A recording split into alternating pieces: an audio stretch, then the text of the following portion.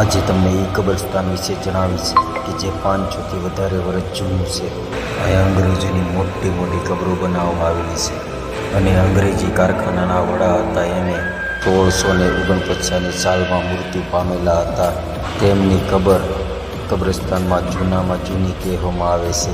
તો હાલો જાણીએ આપણે બ્રિટિશ કબરની વિશેમાં. વિડીયોના એન્ડ લગી બન્યા રહેજો. તો સ્વાગત છે બધાને મારા આ નવા વિડીયોમાં. હાલો તો બસમાં બેસીને જઈએ આપણે ચમચાન ઘાટ જોવા. તો બસમાંથી ઉતરીને પહેલાં તો અમે ગયા હતા વાવ જોવા, ઓલી 800 વર્ષ જૂની છે ને. અને અહીંથી હવે જઈએ છીએ આપણે કબ્રસ્તાન જોવા, કેમ કે હાલીને જ જવાનું છે. ટિકટના જ પૈસા છે નહીં, કેમ કે બસની જ છે, અહીંથી બસ જતી નથી. તો અમે જો એમ કેમ પૂગી ગયા છીએ કબરે. આ જો હામી બતાય કબર, અને આમ જો મારું મોઢું જો તડકાનો હાલી હાલીને કેવો થઈ ગયો.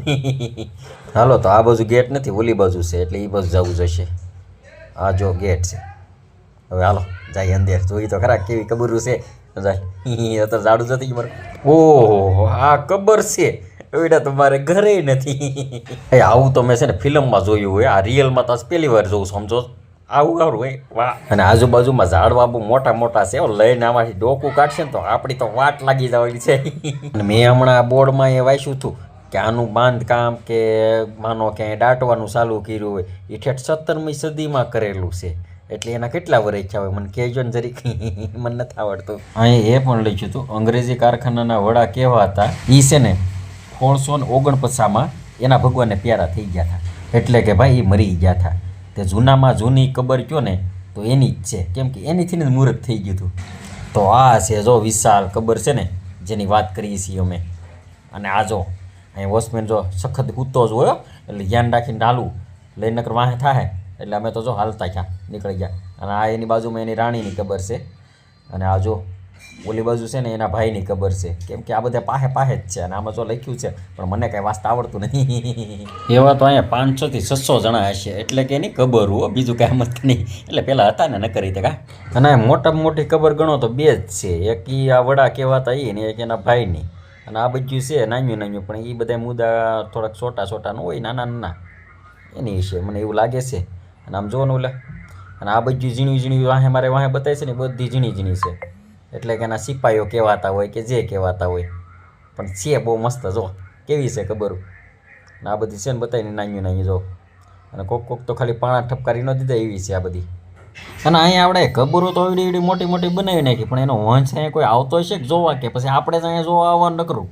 એના મળવા તો આવવું પડે ને એને, નકરું આપણે મેળા કરી તો એમ લાગે કે આપણી ભાષાથી કાંઈ સમજે નહીં, કેમ કે એ બધા શુચભાઈ શુચી એમ કરતા હોય. અને આપણે ગુજરાતી ભાઈ કાઠિયાવાડી આ બોલી એટલે એ કાંઈ સમજે નહીં, તો એને આમ થતું હોય ને કે ભાઈ અમારા વંશ અહીંયા કોઈક જોવા આવે. કાંઈ વાંધો નહીં, એને આવવું હોય તો આવે, બાકી આપણે તો જાય છીએ.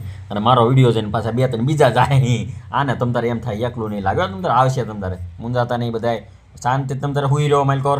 અને થોડો થોડો મારા ભાઈ દિલાસો દેવો પડે, લઈને મેલકોથી ઊભા થઈને ધૂમો બૂમો વાલી લીધો હોય, હજી તો ઘેરે જવાનું છે. ખોટો ગાલ લાલ કરીને જાઓ.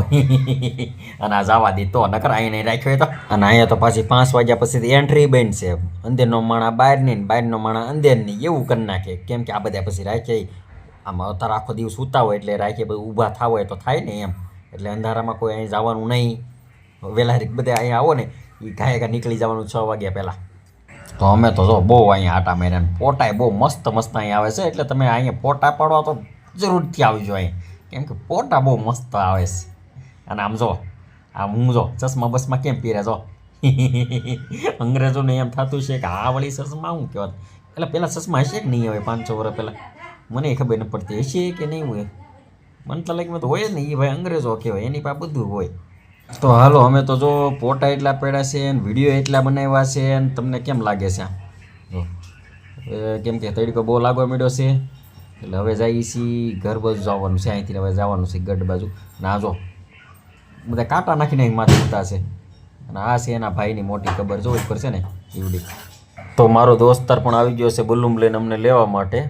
તો મેં કીધું છે તું આગળ જઈને પાર્કિંગમાં મેકતા અમે આવીએ છીએ, કેમ કે મારો દોસ્તરને અહીંયા મારો ભત્રીજાને છે ને, દોસ્તર નહીં ભત્રીજા, એને ફોટા પાડવાના હતા. મેં કીધું તું પાર્કિંગમાં બલૂમ મેક ને, તો મેં કીધું અમે આવી, કેમ કે મને બહુ તડકો લાગે છે. અને મેં કીધું એસી બેસી ચાલુ રાખીએ એટલે અમે આવી જઈએ. અને આમ જો અહીંયા આ ભાઈ ઉતા છે, ભાઈ શીખ બેન છે, કાંઈ ખબર પડતી ને મને વાંચતા ન આવડે ને તો એ જ આ બધી ઘટના મારી બે જાય છે. આ બેઠી ખબર કહેવાય. ને આ જો આ કાંઈક પાણી જેવું ન મેં ભરાતું હોય, કોને ખબર આ મેળ્યો છે એ તર્યો હોય કંઈ ખબર પડતી નથી. એટલે હવે અહીંથી અમારે જવાનું છે ઘર બાજુ ને તડકો બહુ છે. દોસ્તારે બલ્લુમાં પાર્કિંગમાં મૂક્યું છે અને આ બધી જો કબૂરમાં અક્ષર હોત લખેલા છે, બધા નંબર પ્રમાણે હોય ને એમ. તો હાલો હવે જઈએ ઘર બાજુ. તો છેલ્લે આ મોટી જબરી કબર જોઈ લો. અને આ કબર છે ને પેક છે, અંદર જવાય એમ નથી કેમ કે તાળા મારેલા છે. તો હાલો હવે જઈએ. એટલે આવડા હાલતાય નથી. હાલો માઇન્ડ કરી મારા ભત્રીજા માયના એટલે મેં કીધું હાલો હાલતા થઈ હવે ઘર બાજુ.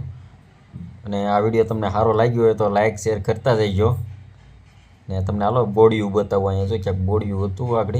આ જો આ બોડિયામાં લખેલું છે બધું. તમે જ્યારે આવો ને ત્યારે આ બોડિયું વાંચજો, કેમ કે મને બહુ વાંચતા નથી આવડતું એટલે આપણે કાંઈ વાંચ્યું નથી. તમારે વાંચવું તો વાંચાય એમ.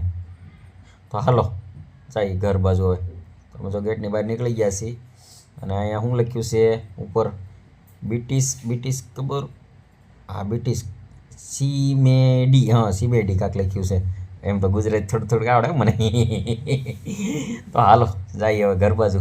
તો અત્યારે પાછો મારે બસમાં જ બેહવું પડ્યું, કેમ કે દોસ્તાર બલૂમ લઈને તો આવ્યો હતો પણ એના બાયુનો ફોન આવ્યો હતો. એ કંઈક છોકરા રોવે છે દૂધ લઈને ઘેરે આવો, તો એ જો દૂધ લઈને ઘેરે છોકરા હાટું, અને અમારે બેહવું પડ્યું બસમાં. તો આવો હતો આજનો વિડીયો આપણો. હવે મળશું બીજા વિડીયોમાં. ત્યાં લગી જય માતાજી અને જય શ્રી રામ બધાય ભાઈઓને.